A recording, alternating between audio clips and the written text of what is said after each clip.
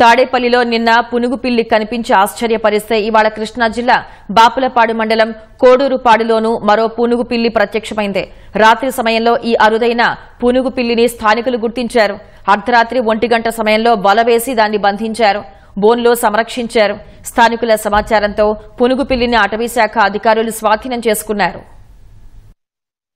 బాపులపాడు మండలం కోడూరుపాడు గ్రామంలో ఈ పులిపిల్లని చెప్తే ఏంటని చూస్తే దగ్గరికి వెళ్తే పిల్లలందరూ ఎగబడుతున్నారు. ఏంటని ఎగబడుతున్నారని వెళ్తే దీన్ని ఏం చేసామంటే వలేసి చంపుకోకుండా వలేసి తీసుకొచ్చి బోన్లో పెట్టి దీని పరిస్థితి ఏంటని పై అధికారులకి ఇన్ఫర్మేషన్ ఇచ్చాము. అవును, ఎమ్మటే దొరికిందండి. వలేసాము, వల్ల పడినమ్మటే బోన్లో పెట్టి ఎమ్మటే దొరికిపోయింది సార్.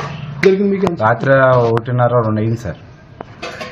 12ంటికి కనపడింది. 12ంటికి కనపడితే ఆ చెట్లలోనే ఉంది.